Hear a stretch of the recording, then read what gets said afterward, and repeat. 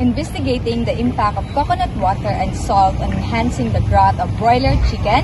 We are the researchers. The objectives of this study is to identify the factors that contribute to the poor growth of broiler chicken, to determine the benefits of supplementing broiler chicken with coconut water and salt, to examine the influence of coconut water and salt on the growth of broiler chicken, to analyze the growth of broiler chicken supplemented with coconut water and salt to those supplemented with pure water. Good day everyone, I am Christy Enriquez and together with my co-researcher, Mariana Albacino, together we are tasked to interview Mr. Belt Daniels.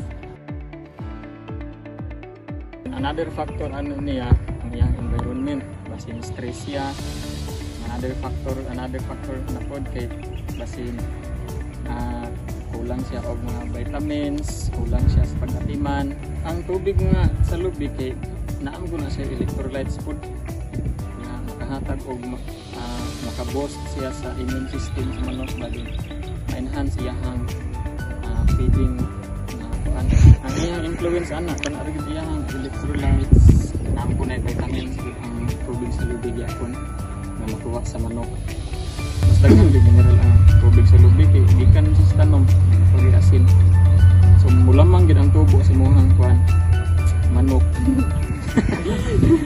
Good day everyone, I am Josam Aguseo, together with my co-researcher Sinaan Apan Agbayani. We're going to interview Miss April Imperial.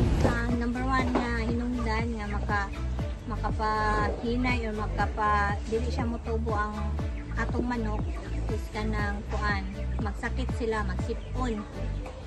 Dahil ikaduha na climate change, katulo is kanang low quality sa feeds para sa ato ang mga alaga nga manok para maka-boost silang immune system. Ikaduha kaning for calcium na kuan ang ilang mga tiin, dili sila malupog, paspas ang ilahang kaon. Ang influensya is kanang everyday magkuan jud siya, mo-gain jud siya og weight. Ato pang yagi nga akong istorya, makagana jud siya og kaon sa manok o sila makita nimo nga himsog baskog ang mga manok. I am Jamie Murieta. I am Jelly Ulita. And together we were going to interview Mr. Jomari Calado. Ang sagid nga makahinungdan makapatos makaubos sa tubo sa kuan.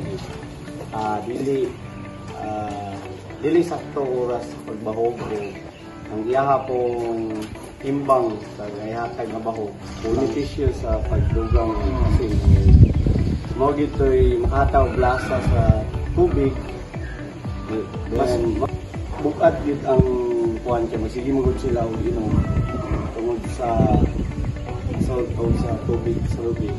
Good day, I am Mario Matamino together with my co-researcher we're going to interview Mr. Earl. Sa mga faktor ni kay ang mubo og kalidad sa feeds, kaduha kay ang dili sakto kulang nga paghatag sa pagkaon. Ug mas advantage kini kay mas bukat ang iyang timbang ug mas gamay ang stress labi na kung init ang panahon. Taas silang immune system na dili magsakit hinungdan makapahinay sa ilang pagtuon na dako nga epekto tubig lubi kasi tubo sa broiler akong experience mas dako gid timbang mas himsog and John Ivan Mandalan and together with my co-researcher Anderson Michael Beltran, and we are here with Sir Jennifer Beltran and we're going to ask some questions about our research.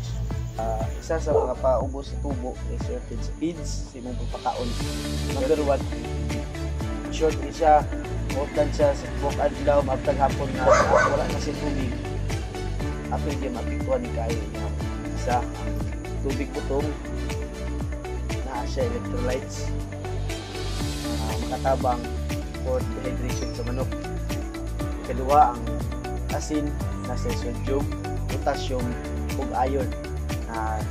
Mauna ang isa ng mga benepisyo niya po ng diet.